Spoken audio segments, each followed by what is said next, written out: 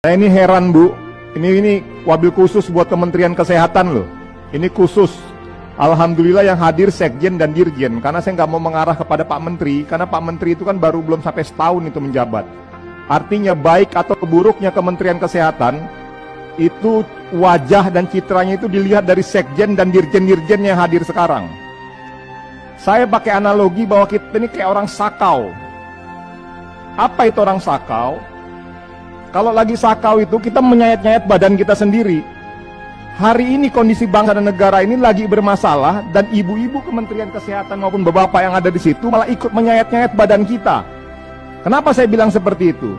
Bagaimana tidak? Kondisi di lapangan kita ini sedang kekurangan alat. Yang kedua, kita sudah punya prototipe alat-alat yang lengkap. Yang dalam hal ini Kemenristek dan BPPT maupun semua LPNK itu sudah siap ready. Tapi hanya karena alasan prosedural dan administrasi sertifikasi, kita menghambat diri kita sendiri untuk menyelamatkan anak-anak bangsa hari ini yang kena korban COVID-19. Apa bedanya Anda semua yang ada di Kementerian Kesehatan itu dan kita semua ini seperti orang yang kena penyakit sakau? Bayangkan, alat kita bisa produksi sendiri, yang melegitimasi itu adalah Kementerian Kesehatan negara kita sendiri, lalu kita yang membuat aturan adalah kita sendiri, lalu kita bisa menggunakan aturan itu untuk menghambat memproduksi alat-alat sendiri. Coba Anda yang ada di Kementerian Kesehatan itu sadar loh, apa yang sedang Anda lakukan ini. Jangan sampai hari ini COVID-19 sudah lewat, Anda baru tiba-tiba ujuk-ujuk keluarkan itu izin-izinnya. Di mana nalar kita hari ini? Ini nalar publik ini dipertanyakan loh Pak. Mohon penjelasannya loh. Ini saya tekankan betul-betul. Saya mohon penjelasan sejelas-jelasnya dari Kementerian Kesehatan dan jangan lagi pakai alasan prosedural. Karena hari ini kita sudah tidak bisa bicara tentang prosedural. Bayangkan Kemenristek itu sudah punya alat prototipe, mereka capek-capek buat itu semua. Tapi Kementerian Kesehatan hanya dengan alasan sertifikasi dan lain sebagainya, kita setuju bahwa perlu dilakukan verifikasi ataupun uji dan lain sebagainya.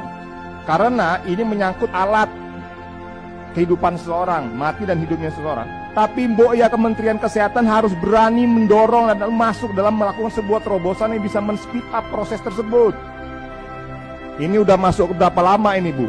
Pak, jadi saya ingin sampaikan kepada teman-teman semua yang ada di komisi yang hadir hari ini, semangat didorongnya rapat gabungan ini karena kita melihat keengganan Kementerian Kesehatan beserta jajarannya untuk menggunakan produk dalam negeri yang dibuat dan diciptakan oleh anak-anak bangsa yang ada di negeri kita ini. Saya ingin sampaikan bahwa yang ada di LPNK itu orang-orang hebat loh, orang-orang cerdas, profesor, doktor, dan lain sebagainya. Mari kita berikan dia kesempatan. Dalam kondisi hari ini, anggaran kita sudah ada, saya dengar berapa triliun masuk di Kementerian Kesehatan, duit-duit kita, yang buat aturan kita, lembaganya kita juga yang punya. Lawang bagaimana ceritanya kita jadi lebih memilih tuh barang-barang yang ada diimpor di sana gitu loh. Yang mensertifikasi kita, yang menguji kita. Kalau memang ada kurang-kurangnya segera lakukan, dorong itu. Oh ini yang kurangnya di sini Pak, lengkapi, bagusi alatnya. Sederhana kok. Artinya apa? Saya fraksi Golkar dari Komisi 7 melihat dan membaca ada indikasi permainan mafia kesehatan di Kementerian Kesehatan, yang seakan-akan membuat ataupun membangun sebuah sistem yang sistem tersebut adalah menolak produk-produk yang ada dalam negeri kita, di mana lebih mendorong dan memprioritaskan produk-produk impor yang masuk.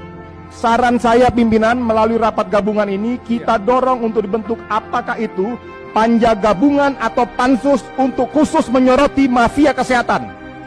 Mengingatkan pemerintah untuk